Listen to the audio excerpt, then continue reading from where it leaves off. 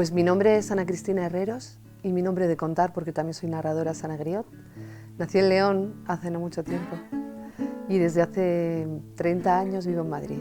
Y desde hace más de 25 años trabajo como editora. Soy experta en tradiciones orales y me formé en eso, soy filóloga. Y también soy editora, soy escritora y soy narradora oral. Bueno, mi interés por los cuentos viene de lejos, porque cuando era niña no me contaban cuentos. Mi madre era gallega en un momento en el que las lenguas periféricas también estaban muy mal vistas. Y bueno, lenguas periféricas porque no están en el centro de la península, quiero decir, no porque sean menores en importancia. Y mi madre era analfabeta de una aldea. Así que cuando se casó con mi padre le dijo: socorro, que así se llamaba mi madre, ni una palabra de gallego. Y mi madre calló, y calló durante mucho tiempo hasta que aprendió a hablar castellano. Curiosamente, las primeras palabras que recuerdo de ella son una nana, porque las mujeres, cuando somos obligadas a callar, cantamos. Así que crecí sin cuentos. Me tocó aprender a leer para escuchar todos esos cuentos que nadie me contaba. Leí tanto que acabé la universidad. Primero estuve en León, luego estuve en Salamanca y luego en Madrid. En la Autónoma me licencié y me doctoré. Empecé a trabajar para una editorial muy prestigiosa y muy letrada, de Ediciones Siruela, y pronto en esa editorial encontré un lugar como escritora publicando cuentos tradicionales del Mediterráneo, y enseguida también empecé a trabajar dirigiendo una colección, la Biblioteca de Cuentos Populares. Entonces, de pronto, todo eso que era mi formación, mi niñez, mi origen, empezó a tomar forma. Después compaginaba siempre mi trabajo de editora y mi trabajo de escritora con mi trabajo como narradora, y a partir de ahí surgió hace 5 años esto de Libros de las Malas Compañías, que es el centro de gravedad en el que gravita esta galaxia que es toda mi actividad. Los cuentos hablan de quiénes somos, hablan de qué sentimos. Los cuentos no hablan de la realidad, hablan de la verdad, de esa verdad humana que no sabe fronteras. Mi conexión con África fue una cosa casual. Yo hace como 25 años estuve en la India y acabé en un hospital de la Madre Teresa de Calcuta de voluntaria. Pero mi compañero se puso enfermo y nos fuimos a Nepal. Y fuimos a visitar a una catalana que tiene una ONG en Nepal, Vicky Sherpa, que enseña a las niñas prostituidas por los indios enfermas de SIDA a morir. Y no la encontré. Y en el año 2012 me la encontré en un bar en Madrid debajo de mi casa, tomando una cerveza. Venía porque Iciar Boyain hizo una película sobre ella, una maestra en Katmandú, pero lo interesante de ese encuentro no fue ella, fue Fina, una vecina de aquí cerquita, que había estado en Senegal, en un pueblo donde el temporal se había llevado su precaria biblioteca, y el alcalde del pueblo le había pedido ayuda para construir una biblioteca. Y me fui a llenar esa biblioteca de libros. Pero cuando llegué allí descubrí que no había comprado nada para los niños y que para los adultos había comprado clásicos franceses, totalmente ajenos a su cultura y a su tradición. Entonces de pronto caí en la cuenta, en algo que yo sabía pero que no me había parado a pensar, y es que en África la literatura es oral. Hay más de 2000 lenguas y prácticamente ninguna se escribe. Entonces se me ocurrió, para prestarle algo a los niños en aquella biblioteca, prestar abuelos, porque no teníamos libros, pero abuelos teníamos. Así que pregunté al bibliotecario, que era un campesino que venía con su cabra a la biblioteca, cómo empezaban los cuentos, y me dijo que cuando yo escuchara decir "Kakongo Congo" y alguien contestara "Ayame", ahí había un cuento. Así que me iba por la noche a las hogueras donde la gente cocinaba a escuchar, y cuando escuchaba "Kakongo Congo" grababa, y grabé casi 200 cuentos. El bibliotecario me tradujo los cuentos al francés y yo puse un listado. La abuela Omayeyu cuenta El dragón que se comió el sol. El abuelo Jean-Bernard Yatta cuenta La niña de la calabaza. Y los jueves venían los niños y los abuelos. Y los niños se podían llevar prestado un abuelo. Tenían que devolverlo en buen uso al caer la noche, porque si no penalizábamos. Y fue así como empezó mi trabajo de recopilación de memoria oral en África, con la necesidad de llenar una biblioteca con su literatura y de darme cuenta de que esa literatura estaba en la voz, en la mirada, en la piel y en el pálpito de los abuelos de esa comunidad.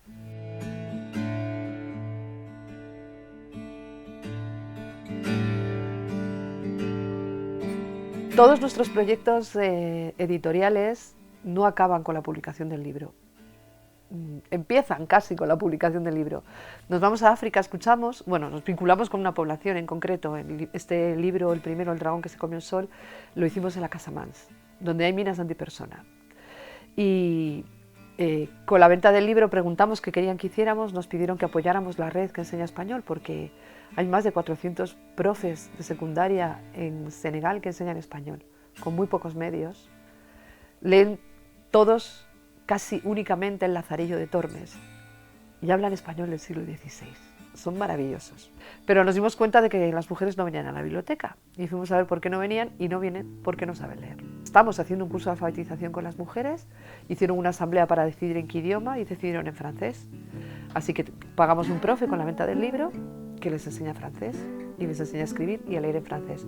Compramos el material que necesitan, la pizarra, los pizarrines, las tizas, todo.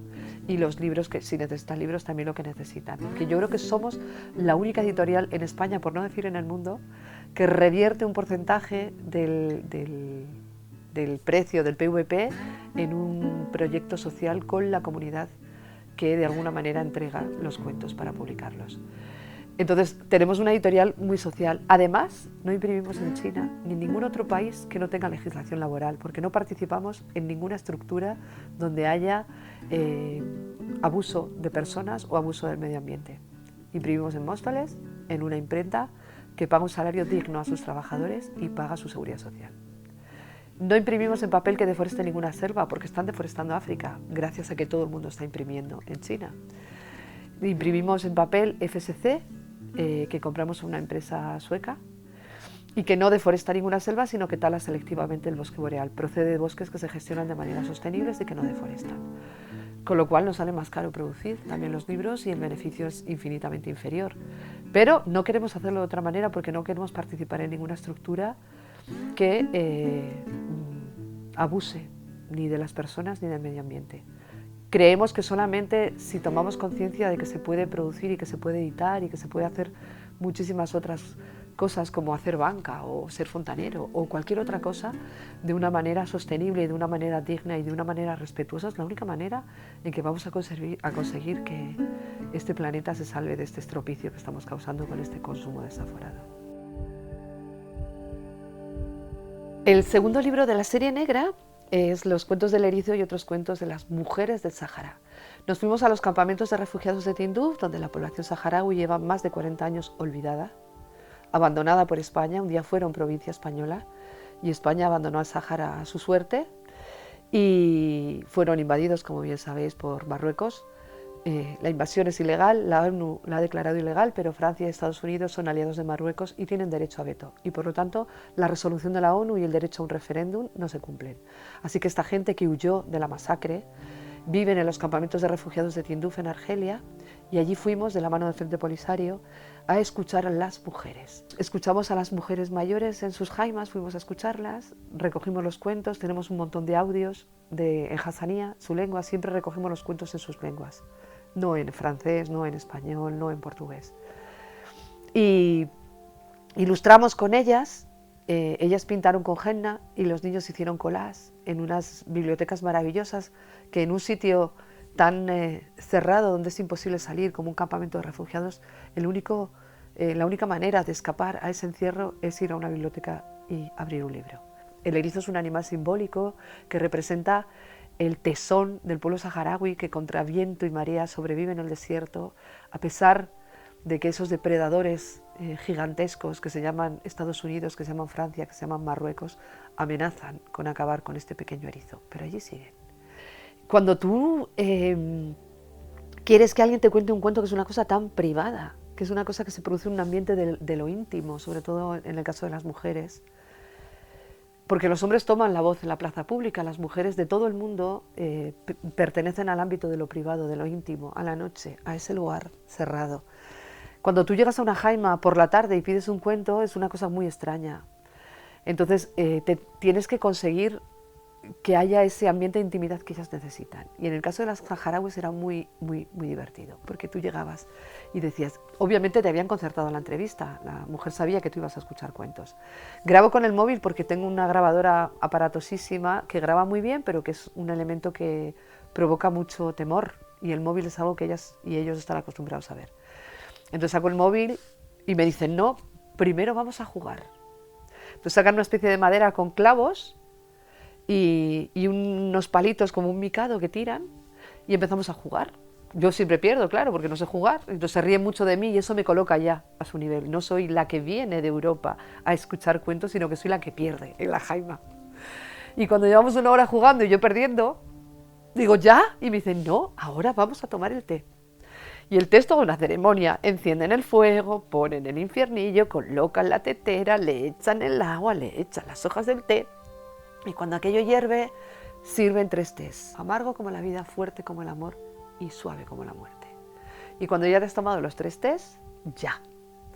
Claro, en condiciones normales o en condiciones de un informante que esté acostumbrado a contar, eso se hace así inmediatamente, pero con ellas es toda la tarde. Porque hay que generar ese espacio donde tú te colocas en una posición horizontal y eso es perder en el juego, y donde tú has compartido algo con ellas y eso es el juego y tomar el té. Y entonces ya te cuentan cuentos.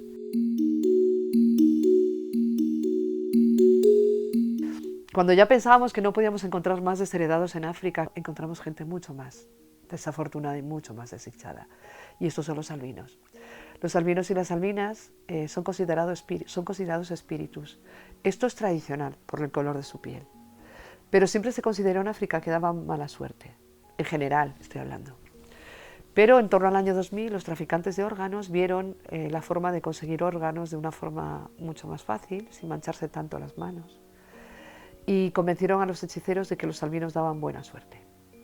Y esa ha sido la mala suerte de los albinos. Son secuestrados, mutilados, los trocitos de sus cuerpos se venden incluso en internet para amuletos de la buena suerte. Y las vísceras que no quedan bonitas en los amuletos son vendidas a los traficantes de órganos para el mercado internacional.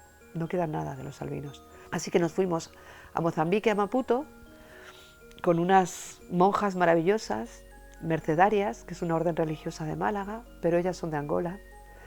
Y se dedican a las presas y a los albinos, fundamentalmente, a los desheredados, a la gente que nadie quiere, con la que nadie quiere nada.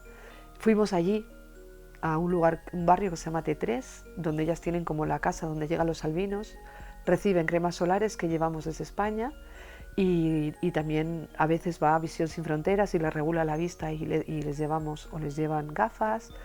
Reciben asistencia también. A veces, yo un año que estuve había una niña que no la dejaban ir al colegio porque el director del cole había decidido que el albinismo de la niña se podía contagiar, porque hay gente que cree que el albinismo se contagia y no la dejaban ir al cole, entonces fuimos a convencerlo de que el albinismo no era contagioso. Entonces se hacen este tipo de tareas, ¿no?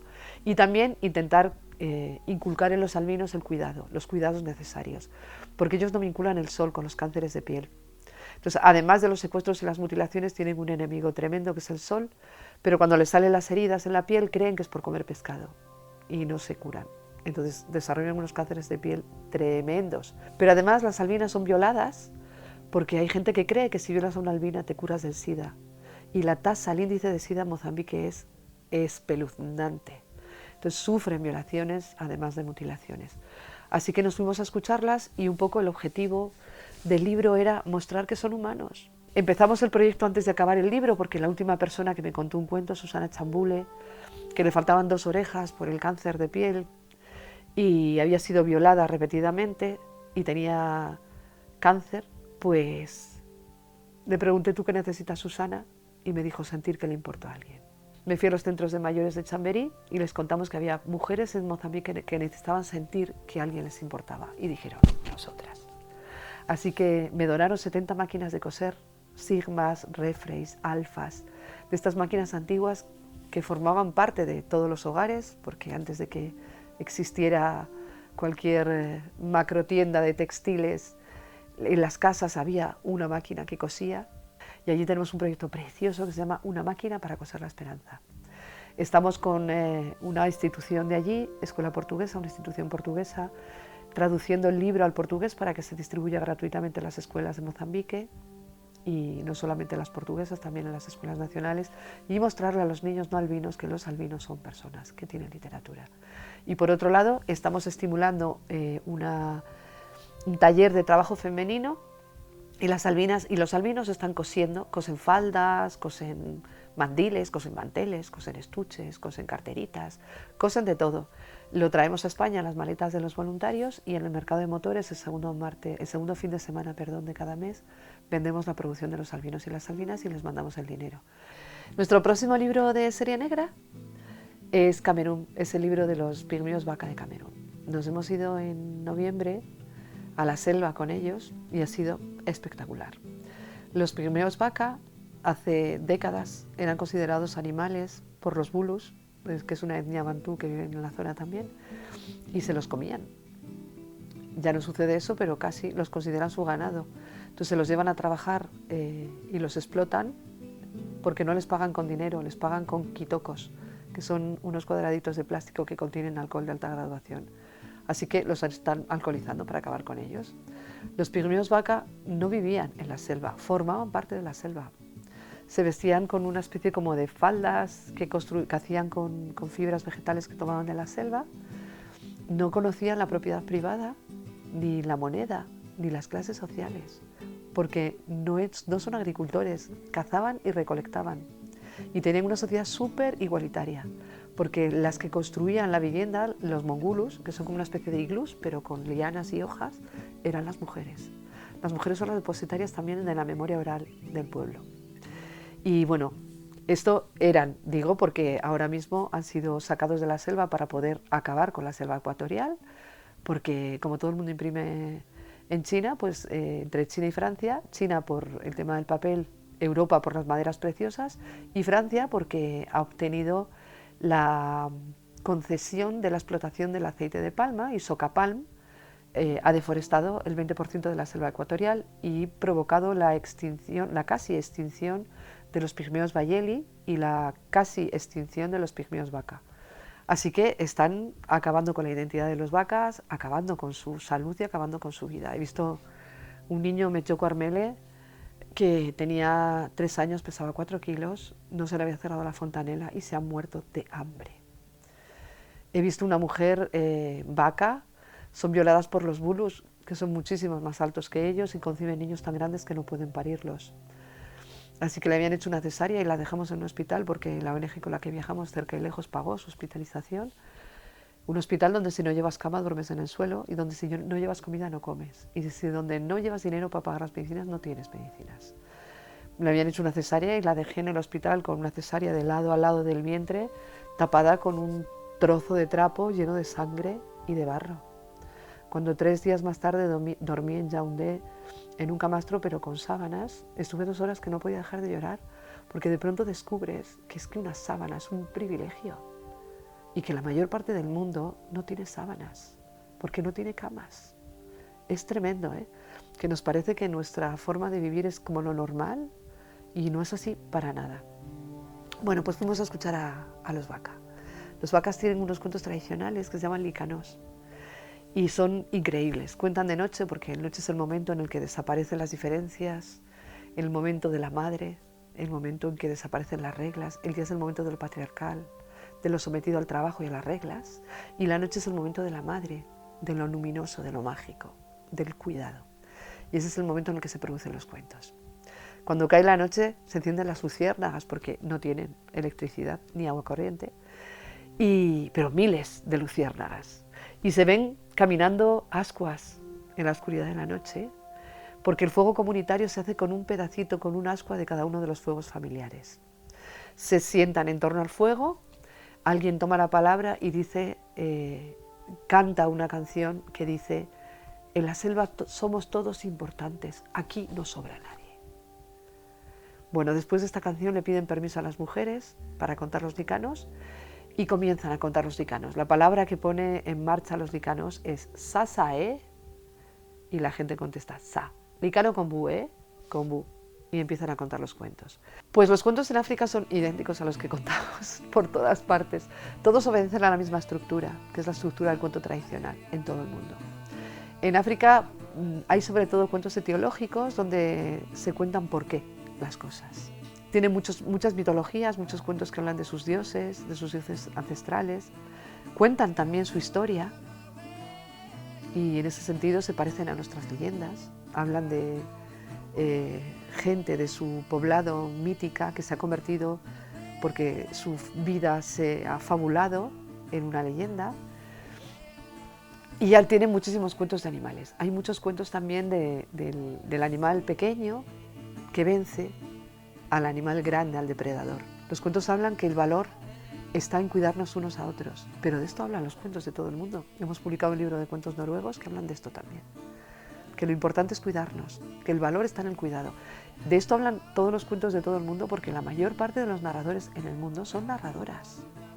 Y el cuidado es algo que tradicionalmente se ha adjudicado por cuestiones biológicas en principio y por cuestiones sociales también a la mujer. Entonces todos estos cuentos hablan de que lo importante es el cuidado, que lo importante es el apoyo del clan, el apoyo familiar, el apoyo del pueblo, de unos a otros, estar juntos. Eso es la manera de sobrevivir, que cuando somos un equipo se sobrevive mejor.